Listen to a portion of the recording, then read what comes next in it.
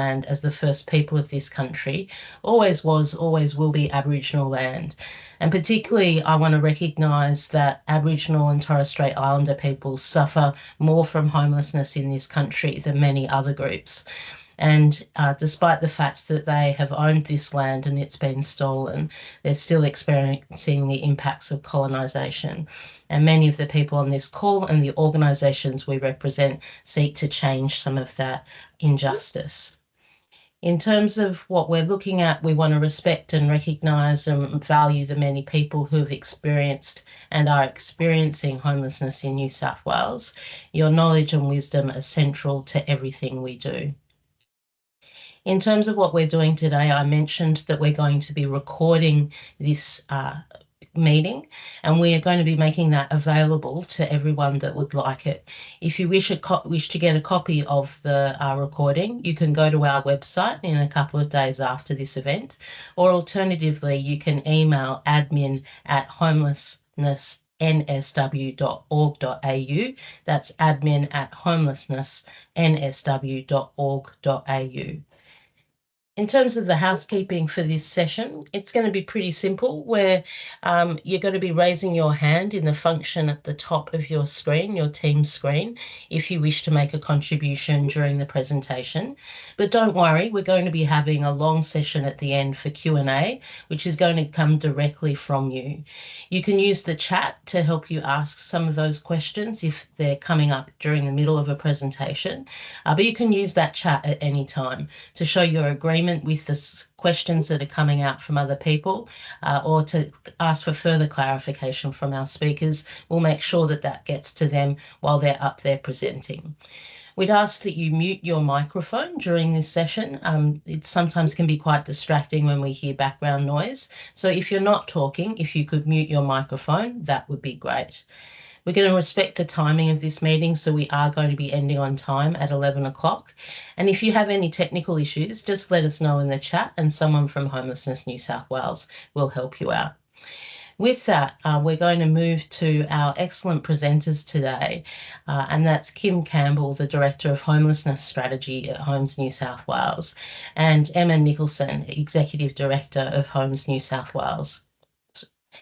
They'll be running us through a few questions that we need to know about what's the context for the information they're giving, and how it will be distributed.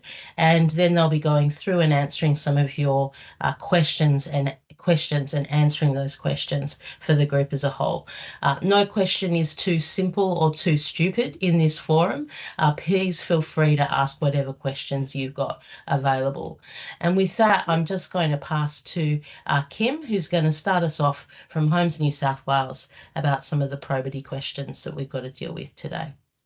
Thanks so much, Dom, and thanks so much to Homelessness New South Wales for putting the briefing on, the information session, and for keeping it open to as many as wanted to come. So we really appreciate the effort that's gone into that.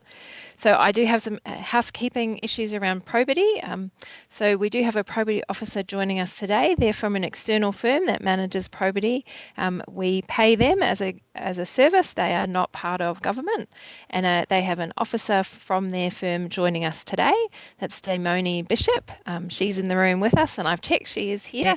Dom, do you want to ask a question? No, my mistake, okay. Sorry. No, that's okay. So they help us keep to account and make sure that the session is run to be fair and transparent as part of the grant process. So they're making sure we meet all those requirements under the guidelines for grants of this kind. That's why the information session is recorded and will be put online. Both Emma and I are here to help clarify the information that's available online in the grant guidelines and the frequently asked questions.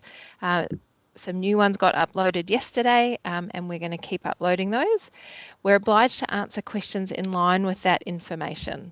So as part of that, we can't answer questions about specific applications.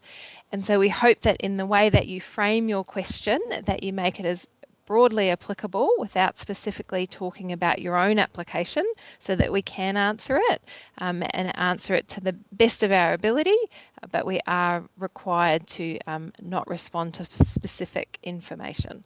All questions that you ask today will be noted, and I've got some team online helping note those questions, and they'll be integrated into those publicly available frequently asked questions. If your question can't be answered today, Emma and I will take it on notice and again update the publicly available frequently asked questions with a response to that. So that's to make sure that any questions that is asked from us, the information that we give in response to that question is available to anybody that's interested in the HIF, and that everybody has the same amount of information available to them in developing your proposal. Damoni, did you want to say hello and wave? If you've got questions about the probity related to this grant process, you can contact Damoni directly, and we'll provide some contact details for that as well. Thank you very much, Kim. I think you've covered everything. Fantastic. And Damoni is absolutely brief to interrupt us or stop us at any point if she's concerned about where the conversation's going. And we're very thankful for that willingness. And it means that we don't want to do something that's outside the guidelines because we don't want to stuff up the process. So please help us with that as much as we can. We're super excited for this grant process to be open and for it to be a very, very wide gate for proposals. We're hoping to learn a lot from the type of proposals that are submitted, both for future grant processes, but also the work that we do across homes. Emma, did you want to say anything in terms of introduction, or should we just fire straight into questions? Oh, look, really just to say hi to everyone. Of course, thanks for your continuing work and also interest in this. And just good to be able to spend a little bit of time today. When we did the presentation that Beck did about a fortnight ago, it was a real just download, and we do want to create the sort of time and space for a bit more of a chat, so we can, you know, really just help everyone get a good sense of what would be a great set of activity and arrangements that collectively we could all deliver if we can, you know, improve the services for people who need them, and if we can bring more, you know, beds and accommodation online that's better suited to the people we're all here who need it. So really happy for this to be as iterative and conversational and exploratory as possible for you.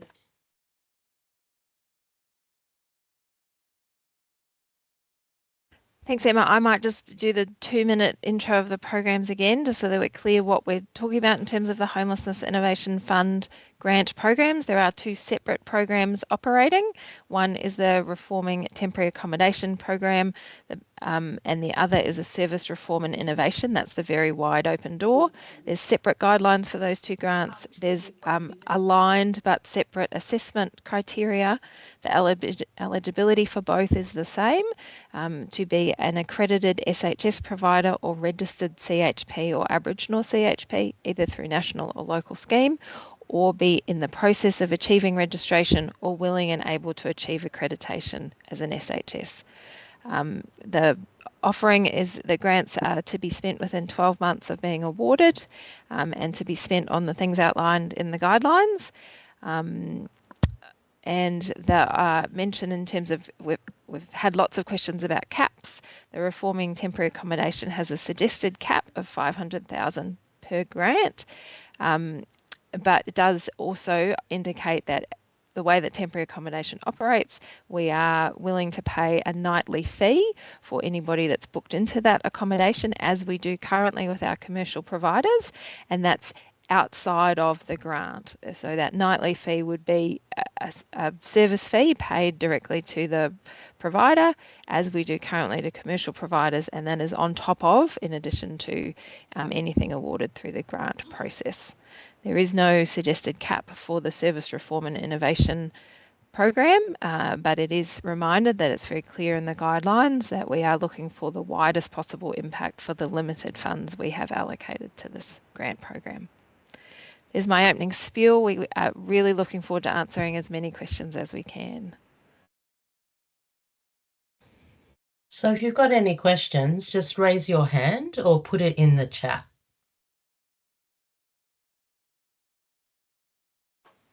We've got Cydia. I just have to say, Kim, you deserve an award for doing the most succinct government presentation ever, which I think many people on this call are very thankful for. So thank you for that.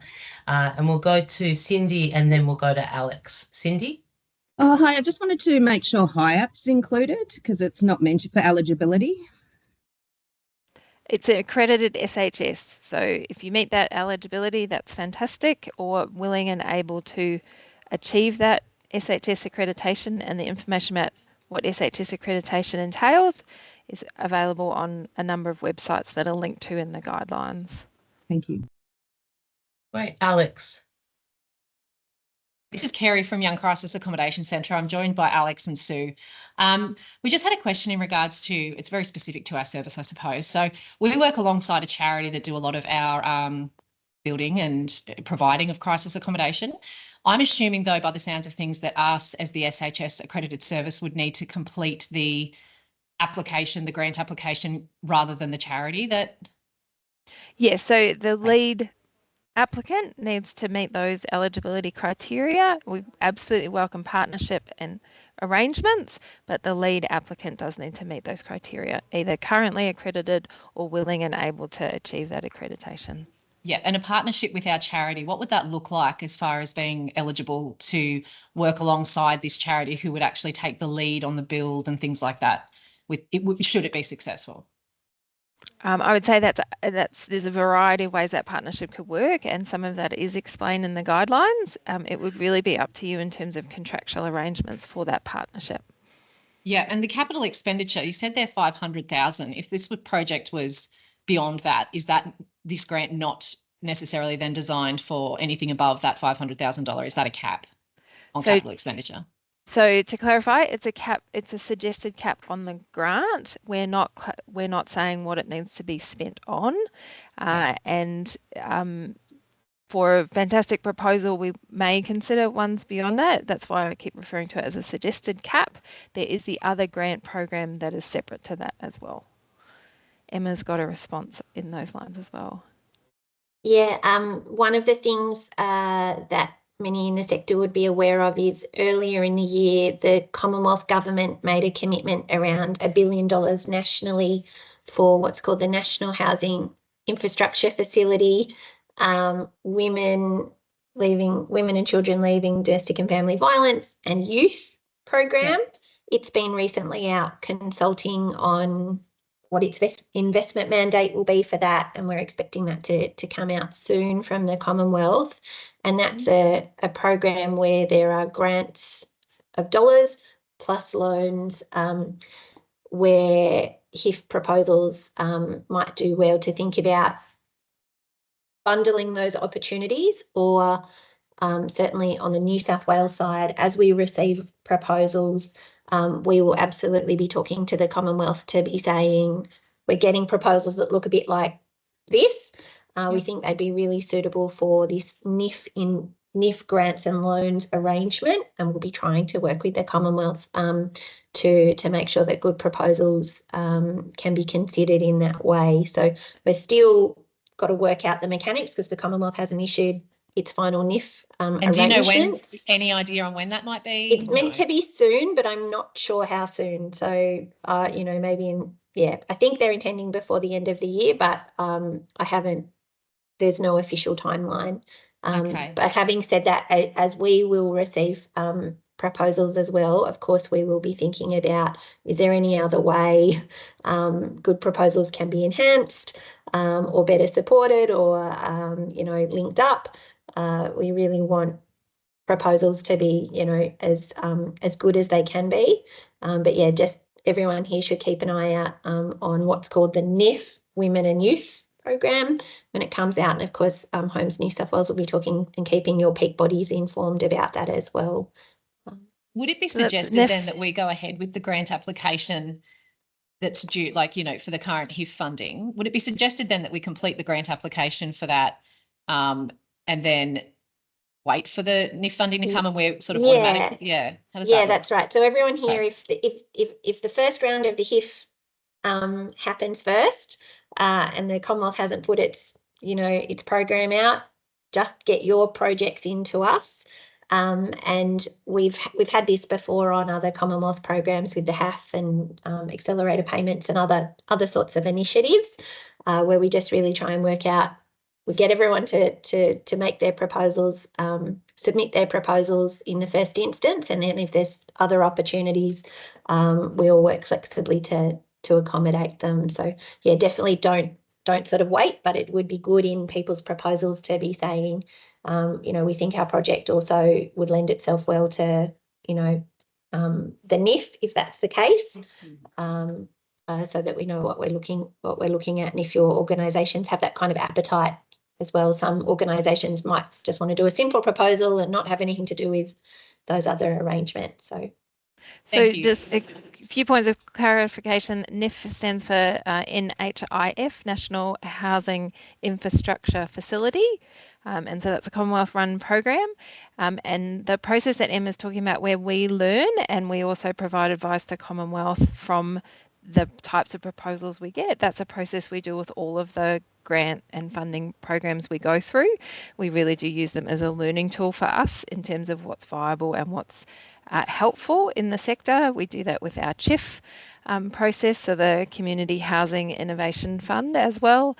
We learn from that and the types of proposals that are submitted to that, and we absolutely keep a record of all our proposals received for when the Commonwealth says we're thinking of setting up a funding facility, what information have you got? And we provide that not just from the HIF but from all of our proposals and information we receive across the sector to help us. I will just quickly answer the two questions in the chat, which is, can reforming TA grant be used to purchase property? Yes, it can, but reminding that we're very clear in the guidelines that the money needs to be spent the grant needs to be spent within 12 months, and that one of the assessment criteria is a preference for proposals that can be brought online within as quickly as possible. So we are mindful that whether it's a change of use requirement or a purchase requirement, that adds some time to the process, and that added time will be taken into account in the assessment process. Reading the grant guide, Aboriginal community housing providers are included as an eligible service, 100% absolutely, and that's whether they're registered through the national or local schemes. So thank you for clarifying that. Thanks, Kim. I think we might head to Mendel next, who's been waiting patiently in the wings. Mendel, your turn. Thanks, Dom. A couple of things. First of all, with regards to the accreditation, at one point, there were other services like TA services that were also included in the platform being able to go for the accreditation. And then it's been closed out to only SHS so therefore the actual process being able to do the accreditation is challenging, or will that be reopened to organizations who operate in the TA space who want to do the accreditation? So the SHS accreditation process is separate to Homes New South Wales, and I think my understanding is there's 3 separate processes you could choose to go through. Some of those are national and some of those are across a couple of states. It's for you as an organisation to determine if you meet those criteria and are willing and able to go through that process. But we do require that SHS accreditation piece, either willing and able or already accredited. Okay. And I gather you can do multiple grants? Yes. And the second, so you said there's a cap on the first one, on the TA. Is there a cap on the innovation one as well? Is there a similar cap? No, there is no suggested cap on the Service Reform and Innovation Grant.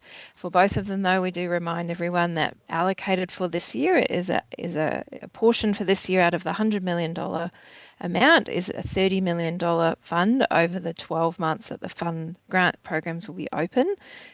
So we will do a number of assessment rounds, but there's $30 million across 2 grant programs across a number of funding rounds, and that we are looking for the widest impact from those grants, and that's clear in the assessment guidelines. So I can't put a number on it, but we can all work through that. larger proposals, particularly purchasing, that may only create a smaller number of additional accommodation options, are going to, how they will line up against ones that are probably might be for a smaller amount of a grant and have a wider number of accommodation added through that grant. So no cap, but clear assessment criteria in the guidelines. Thanks, Mendel and Kim. We'll now move to Kate. Thanks, Tom, and hi everyone. I just have two questions. I guess the first one's probably the easier. But we have requested some TA usage data. Is there any estimated timeframes on when we can expect that to come back to us? Emma's looking for her unmute button. I am. That is with me at the moment, and I had it out for very informal consultation with a few friendly folk around the sector to say, if we put this out, would it make sense? Does it seem right? We don't want to confuse anyone, and so we were getting some feedback on that. I think all that feedback is in now, and I've got it's just a single Excel sheet, so it's not a huge amount of data and it's not too complicated. But I really just wanted to take a little bit of time to actually it's two sheets. One has data in it and one has, what is this data for? How's it been prepared? What can be relied on in the data and what can't? So there's a sort of a first page that just sort of says do and don't make what kinds of decisions out of it. So I will get on with approving that and getting it out to you all. And thank you for your patience. Okay, great. Thank you. And then the second question, just in regards to the discussion around the NIF, and I'm hoping I can articulate myself clearly, but if we're successful for, just say, the Reforming TA grant, but we're unsuccessful in any NIF funding, where does that kind of leave an organisation in terms of the funding received from the HIF? Is there some, do we have to provide some sort of security that we can deliver a project without that funding, but kind of include that we would also be seeking to layer potential NIF funding? So I can answer that one. So what you should do is put up what can be done just with the grant, and then put up, I guess, if you've got an expectation and the NIF program guidelines and everything around in time, what you think could be done there. If the NIF program guidelines aren't out yet and you're just making some guesses, then what we usually do is we look at the proposal that's in front of us, and the decisions we can make now. And then if the NIF came along, what we would do is on our side or on the Commonwealth side, they would be looking to confirm that there would be, they call it additionality. So if their money came in, what extra could you do because of it? And that's I wouldn't say standard, but it's a fairly typical way that we will try and work. So just in the proposals that we all get in, if you're anticipating you would be seeking the NIF, or you know about the NIF and you've put in a bid, giving us some sense of what that looks like will help us make some judgments around that, and be prepared to work with the Commonwealth to say we've got this many proposals and this many are thinking about the NIF as well, and how can we cooperate? I think Emma's point there, statement there about let us know what you can do without the NIF is really important, because we need to assess it. As I keep saying, one of the assessment criteria is around how quickly something can be brought online. And if you are waiting for a NIF process, if guidelines are being released later in the year, applications close early next year, let's say, and then you probably wouldn't be awarded it until partway through next year, that will impact if your proposal is entirely reliant on those other grant processes or funding processes. Your timing of your proposal is then reliant on those other pieces, and that would need to be made clear in the proposal and would impact your assessment. So clarifying what would be done with just the HIF grant and what could be done or multiplied if you received other grants, but being clear about the two, because we wouldn't want you being tripped up by relying on a NIF when actually there's things you could do now, and then we don't correctly assess your timeframes that you're proposing. I'm going to suggest we answer, Jake, some of your questions, and then we'll do a few of the ones in the comments, and then come back to Gowan. I hope I've said that right. I'm sorry if I haven't. So, Jake, what questions have you got for us? Quick one for me. Would a prepaid TA model be considered as opposed to pay per night and only pay when someone's actually in the accommodation? It will be considered, yes, as a proposal. That's your proposal, is to use the grant ineffectively as a prepaid opportunity. So for those who don't understand, prepaid is where we pay prior to the person booking into a room, but we pay, it's effectively block funding. We pay for the room whether it's used or not. We've just moved a number of our temporary accommodation providers who provide that type of funding. We've moved them all onto human services agreements, so it's a funded contract in that sense. So you would be proposing that model as your grant application, and your viability, and then you'd need to address in there how we maintain capacity in terms of that arrangement, and why that would be preferable rather than a per night fee with a grant proposal. I'm just going to answer a few online as well, because I think they're follow-up comments from some of the answers that we've given. Kinder asks, what is meant by or included in the term reconfiguring? Does this include remodeling? Yes, it does. Reconfiguring, moving things internally, externally, is what we're meaning by the term reconfiguring. Again, though, being mindful that the money is to be spent within 12 months of the grant being awarded, and that capacity to get things online for this grant round is definitely one of the assessment criteria. So being mindful of that, and if there's any DA or council requirements in there, you need to be clear about that in your proposal, and both the costs and the timeframes of that are on the proposal side. Homes needs to take that into account when making assessments, in terms of if you have DAs in place where you need them.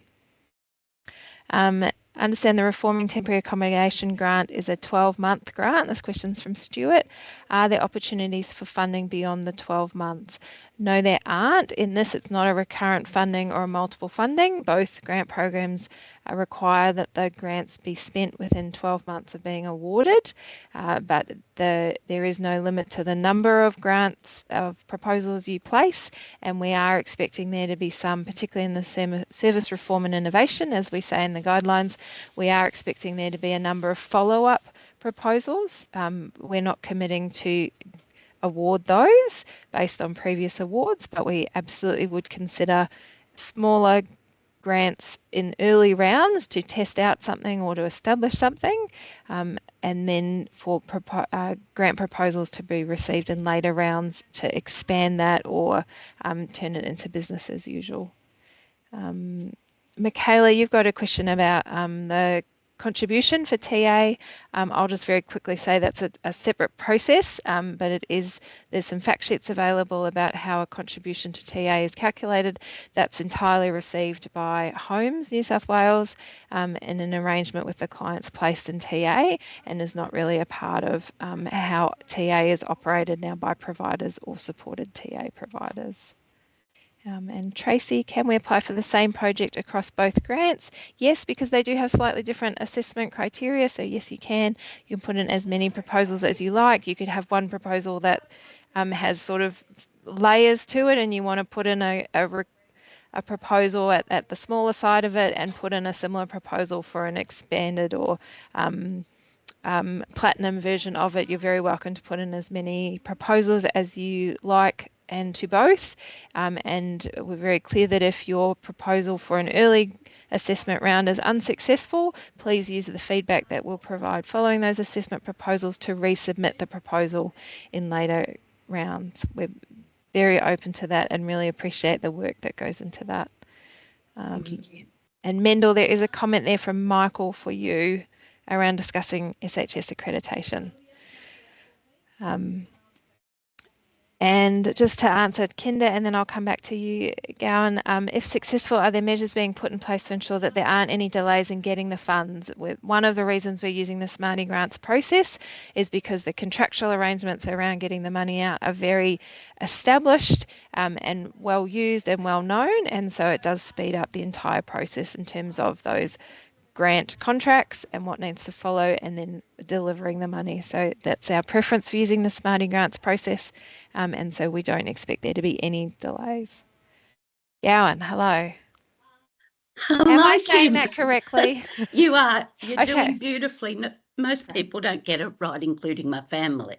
So, Kim, I probably know the answer, but I thought I'd ask. Non-residents, so people that have no eligibility for current TA, would this Innovation Fund look at models to get people off the street? So, you know, currently there's about 50 people in the City of Sydney that sleep on the street that have no access to any support, income or Yes. housing. So Yes. just wondering So about that. non-residents are eligible for services from SHS, so they are absolutely a cohort that would be considered in this. That's why we've asked for providers to be either accredited or registered or able to. We're not specific about other eligibility criteria if they meet your funding criteria. Amazing. Thanks. Rodney, hello, you're next. Just get myself off mute. Thank you very much. Within the Service Reform and Innovation assessment criteria, the second point says how the project proposal will provide accommodation for more clients within exiting, but I think it means existing, support resources. This includes crisis and medium-term accommodation. So I just was wondering if you could expand or explain what you mean by within existing, assuming that's the word, support resources in that case, whether that means capital resources, personnel resources. What sort of resources do you have in mind that it has to be within? So if you imagine you have transitional housing, let's say, or existing crisis accommodation that's not funded through our SHS contracts, and you want to add additional support to that, or you have a support proposal for where we have people in commercial accommodation arrangements, we'd love to hear those as well. This isn't just about actually providing the physical accommodation, it is about providing support to assist people on their pathway or to provide better outcomes. Thank you. Okay, before another hand goes up, I'll see if I can answer some more in the chat. Digby, lovely to hear from you, way back from Western days. Are there any specific allocations per region? No, there are not.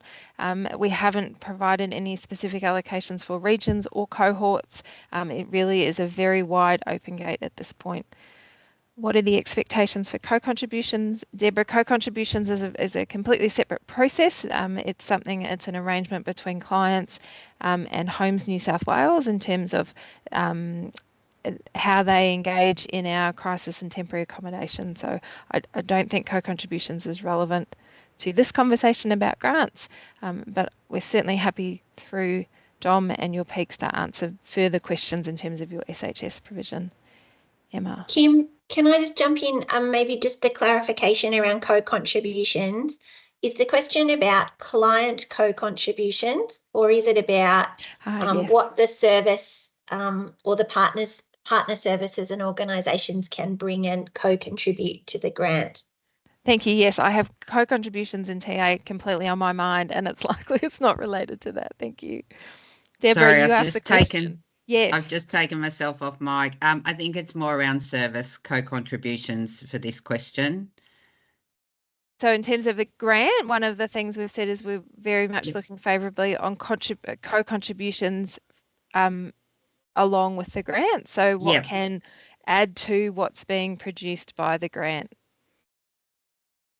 Yes, so your question on those is what is the expectations, for those co-contributions from organisations? What do you mean by expectations? So do you have, some expectations around how much co-contribution would need to be put into the proposal for it to be considered successful?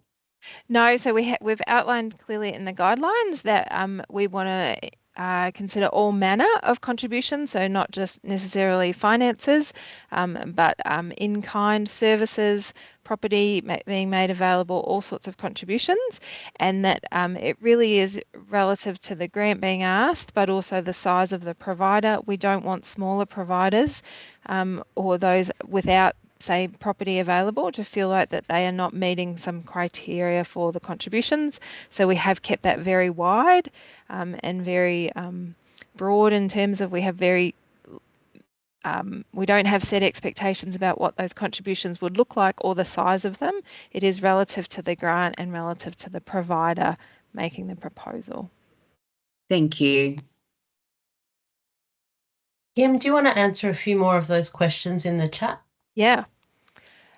So see, Digby, asking your question was great because CEO at Thrive said that was their question too. So that's why ask your question if you've got one, because it really is helpful for everyone and helpful for us to know what to put in the frequently asked questions as well for those that couldn't make today's session. Nicole, you ask can you please outline the relationship between the HIF and the Homes New South Wales CHIF grants? Is there an upcoming CHIF round? So there is no relationship except that they're both offered by Homes.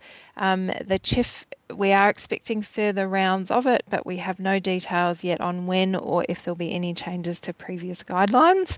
Obviously, we will learn things from the types of proposals submitted through the HIF, and we've been very open about that, and that may impact the future CHIF rounds in terms of changes to guidelines or broadening of those based on what we've seen coming in through the HIF.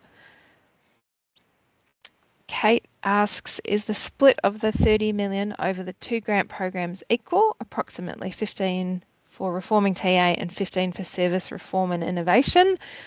Yes, in terms of calculating, we haven't made a set commitment though. There's not two separate buckets. It really will depend on the types of grants we get. There is a 30 million allocation for the year, and that we, in the initial, we'll look at splitting them fairly evenly, but at this point there is no hard and fast commitment for either split between the grant programs or for assessment rounds. Digby, you also asked, we're concerned that the fund may be expended before the third tranche is examined. We're going to do our very best to not do that. We will be very mindful that some of the grants proposals that we will get in later assessment rounds will be different from ones that we get in very early and quickly. So we are mindful of that, and we're mindful again between the two programs in terms of that equality and responding to the types of proposals we get. I can't make any hard and fast commitments in terms of what goes in each assessment round. We don't want to do that. We want to keep it flexible, but we are absolutely aware that we do want to have funds available for each of the assessment rounds. Christy asked to clarify a grant up to 500,000 for infrastructure, etc., and TA on top, and then the service innovation can be used for wraparound services innovation.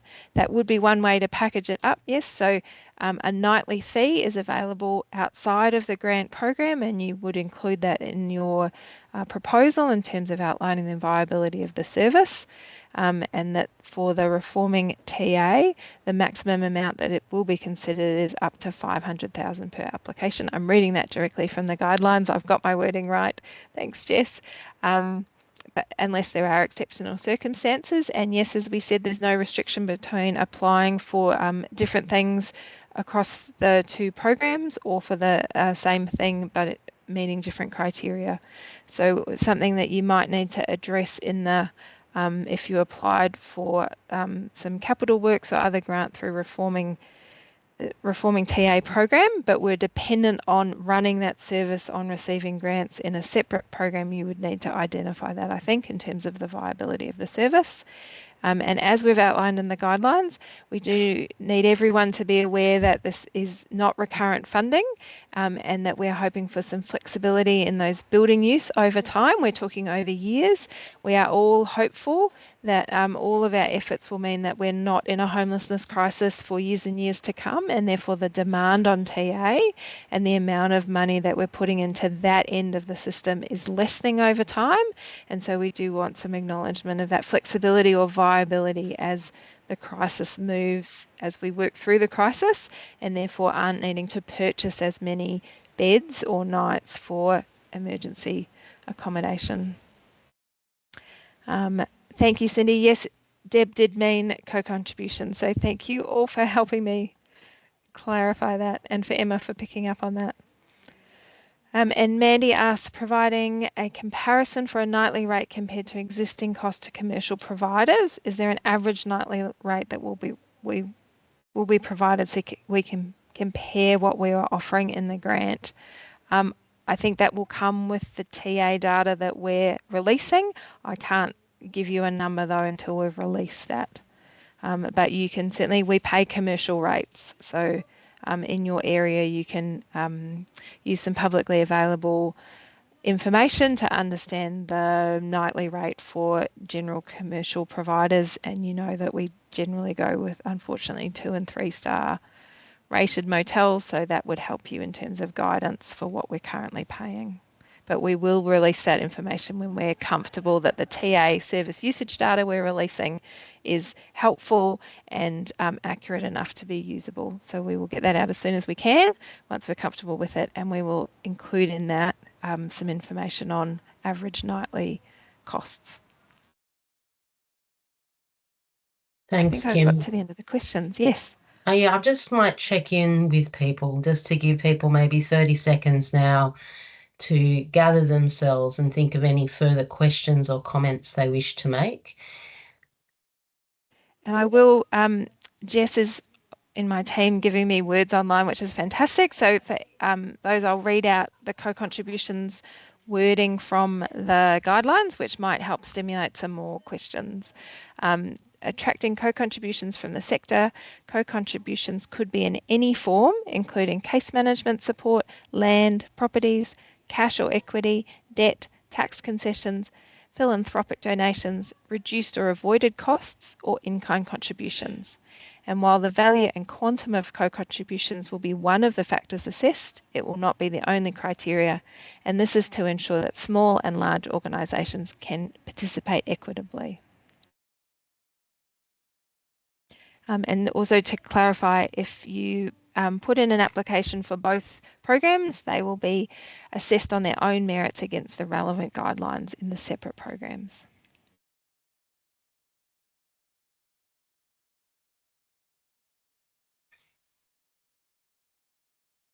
Okay, this group is not a group that's usually backward in coming forward, so I am going to give you another moment to either do a dance in the chat or to ask a question. Emma, I'll go to you in a second. I just want to give the other participants a chance.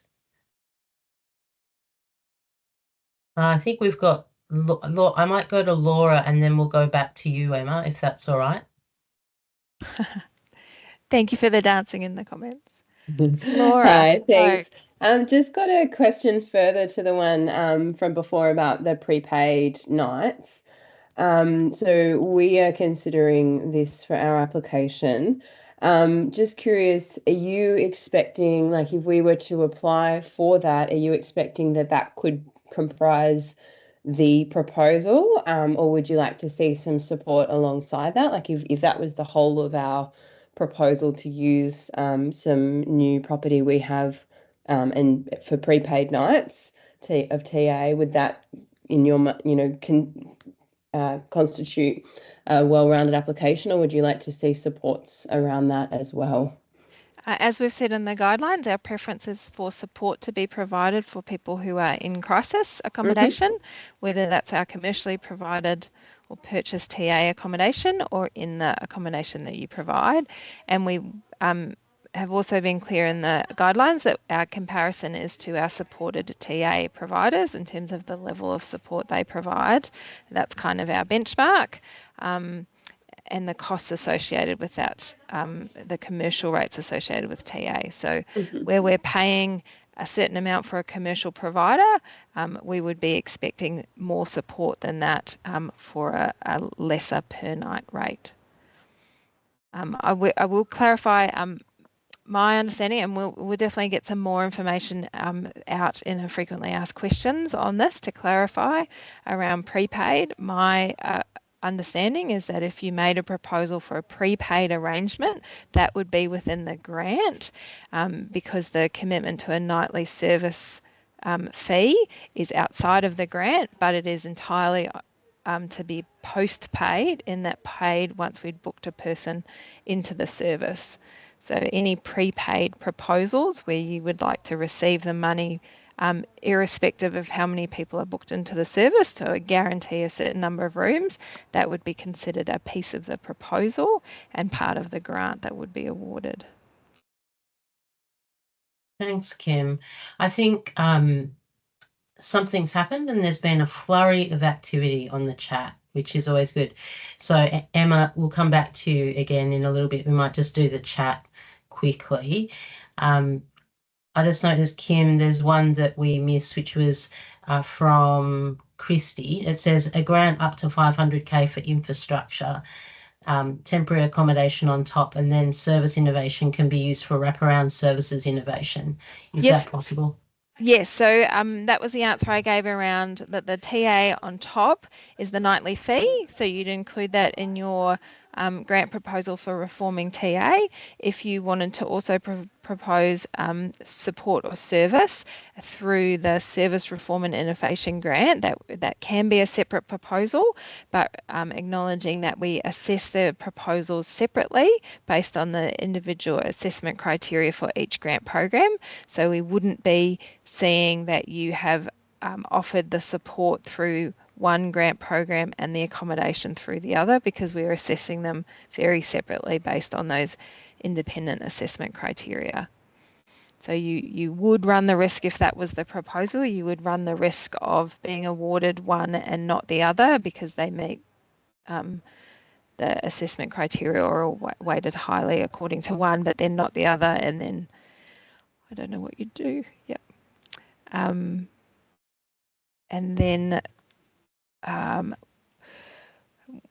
do we have a date for the TA data? No, we don't. We're going through those check processes. It will be a little bit more time, but we are absolutely working on it urgently. We know it's really critical for making those well-informed proposals. So we will keep working through that. We just don't want to release it until we're very comfortable that, one, what we think we're saying is what you will read us as saying, and that the information is reliable enough for you to make good informed decisions with it. So we'll keep working through that process as quickly as we can. What are the main differences between supported TA and crisis accommodation? Thanks, Nicole. When I say crisis accommodation, I really mean temporary accommodation, which is a bed in a commercial provider where there is no other support. You are literally provided safe shelter. Supported TA comes with a varying level of support. It may be a contact person, it may be food, it could be laundry facilities. There's a number of ways that support could be interpreted, and we're open to those interpretations, but it is in contrast to unsupported TA, which is literally just safe shelter. And Kieran asks, can someone please link the information relating to the grants on offer? Yes, I think Sky's popping those in the chat. Thank you, Sky. That's all of the comments. So the comments, all the questions, going once, going twice, going 3 times. I think we might have covered the field. Look, from here, I just want to thank Kim and Emma. Actually, Emma, we were going to go back to you. You had something to say and I cut you off. Look, it's the smallest of things, and Sky, thank you for posting the links. What I had noticed on the website is when I was Googling Homelessness Innovation Fund, the first thing that was coming up, the first link that was coming up was the Service Reform Program Guidelines, and it was actually really hard to find at least on my Google, the temporary accommodation information. So I will take an action after this to go have a chat to the IT team to make sure that the right thing is getting pushed to the top so you can see both. So I didn't want anyone sort of not realising that there was a second program. So thanks, Sky, for sharing both of the sets of program guidelines and the links there so that Google isn't slightly misdirecting people to think that there's only one part of it. Thanks, Emma. I think those presentations and those answers that we've gotten today have been really helpful. I hope the rest of the participants on the call have found it similarly helpful. From here, there's a few extra sources of information you can get. So from Homes New South Wales and the website, which Emma's going to make sure is easily accessible, which is fantastic. Secondly, you can get a copy of this recording. All you need to do is email admin@homelessnessnsw.org.au and we'll provide you with a copy of that. If you're a member of Homelessness New South Wales, you can use our members email address. That's members@homelessnessnsw.org.au. We're collecting your questions at the moment. So sometimes, you know, you have these forums and then there's a period after that that you remember you want something else answered. Just let us know and we'll work with Homes New South Wales to get that information out to you in the best way possible or get a change to the FAQ that Homes is using. With that, we've been very respectful of everyone's time at 5 minutes to the hour. Well done. I hope you all have a wonderful day today. The weather's not looking so fantastic in Sydney, so I hope where you are in New South Wales, it is a little bit more fantastic and you get to do what you love at work today rather than the things that you don't love at work today. Have a great day and we'll see you all soon. Thank you all.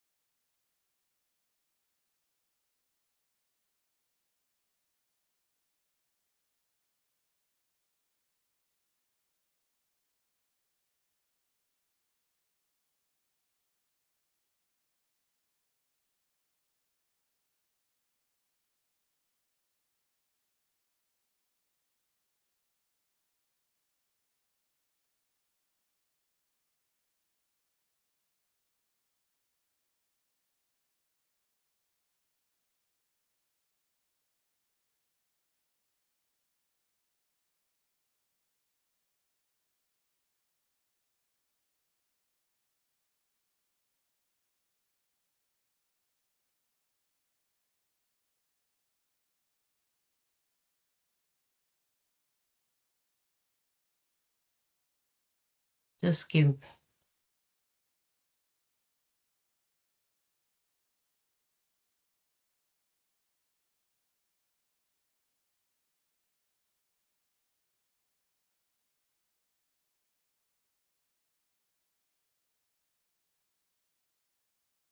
final one.